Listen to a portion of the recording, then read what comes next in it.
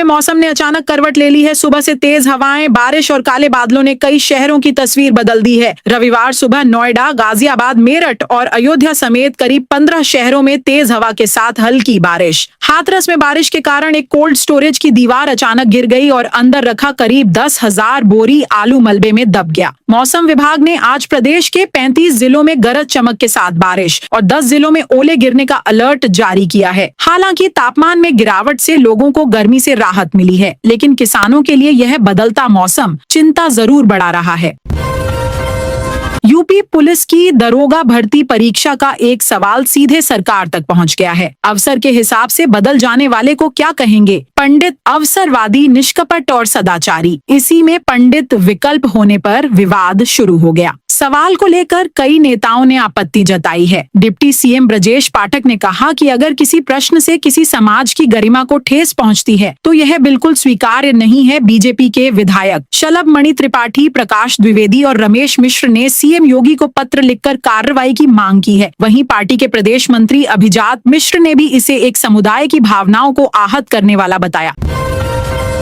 Gas cylinder मिल तो जाएगा, लेकिन कीमत सुनकर आप चौंक जाएंगे। यूपी में एलपीजी को लेकर अब ब्लैक मार्केटिंग के आरोप सामने आ रहे हैं। लखनऊ के एक गैस हॉकर का दावा है कि हालिया अंतर्राष्ट्रीय तनाव के बाद गैस सप्लाई पर दबाव बढ़ गया है। इसी स्थिति का फायदा उठाकर कुछ लोग सिलेंडर की सामान्य डिलीवरी रोककर ऊंचे दाम वसूल रहे हैं। घरेलू गैस सिलेंडर आमतौर पर करीब 950 रुपए में मिलता है, वही अब 3,500 रुपए तक बेचा जा रहा है। वहीं करीब 2,007 रुपए का कॉमर्शियल सिलेंडर 5,000 तक में ब्लैक किया जा रहा है। क्या सच में गैस की कमी है या फिर मुनाफाखोरी का खेल बन गया है? स्थानीय स्तर पर कई जगह शिकायतें सामने आई हैं कि एक परिवार को एक ही सिलेंडर दिया जा रहा है और बाकी सिलेंडर ऊंचे दाम पर बेचे जा रहे हैं। ब्लैक मार्केटिंग पर लगाम लगेगी या महंगी गैस से आम लोगों की मुश्किलें और बढ़ेंगी?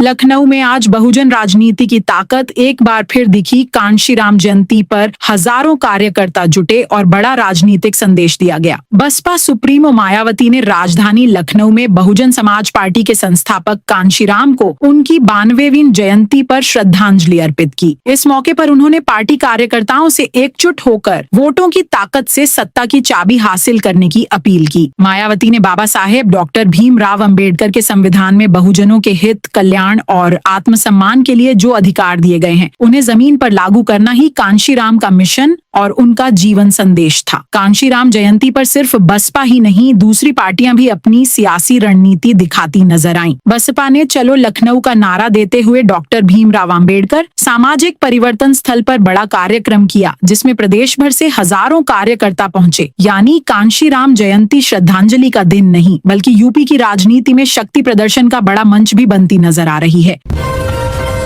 गौ संरक्षण को लेकर अब एक बड़ी धार्मिक यात्रा का ऐलान हुआ है। ज्योतिर्मठ के शंकराचार्य स्वामी अविमुक्तेश्वरानंद सरस्वती ने ग्विष्ठ यात्रा शुरू करने की घोषणा की है। यात्रा 3 मई से शुरू होगी और करीब 81 दिनों तक चलेगी। स्वामी अविमुक्तेश्वरानंद के अनुसार यह यात्रा गोरखपुर से शुरू होकर पूरे उत्तर प्रदेश के कई जिलों से गुजरते हुए 23 जुलाई को फिर गोरखपुर में ही समाप्त होगी। यात्रा के दौरान गौ रक्षा, सनातन धर्म और भारतीय सांस्कृतिक मूल्यों के संरक्षण का संदेश दिया जाएगा। यात्रा के दौरान अलग अलग जिलों और कस्बों में सभाएं आयोजित की जाएंगी, जिनमें संत, महात्मा, सामाजिक संगठन और आम लोग भी शामिल होंगे। इसका मुख्य उद्देश्य समाज को गाय की रक्षा और संवर्धन के लिए जागरूक करना। 81 दिनों तक चलने वाली यह यात्रा यूपी में गौ संरक्षण के मुद्दे को कितना बड़ा जन समर्थन दिला पाती है। यूपी के बाराबंकी में एक पेट्रोल पंप पर पेट्रोल और डीजल खत्म हो गया और वाहन चालकों को खाली टैंक के साथ वापस लौटना पड़ रहा है। मामला सिरौली गौसपुर तहसील के बदोसराय स्थित एचपी पेट्रोल पंप का है, जहां शनिवार सुबह से ही ईंधन की सप्लाई पूरी तरह बंद हो गई। दूर दराज से आए कई ग्राहक बिना पेट्रोल डीजल लिए ही वापस लौट गए। पेट्रोल पंप मालिक हबीबुल्ला नोमानी के मुताबिक 7 मार्च को ही नई खेप के लिए भुगतान कर दिया गया था, लेकिन अब तक ईंधन की गाड़ी पंप तक नहीं पहुंची। इसी वजह से आपात स्थिति के लिए रखा गया स्टॉक भी खत्म हो गया।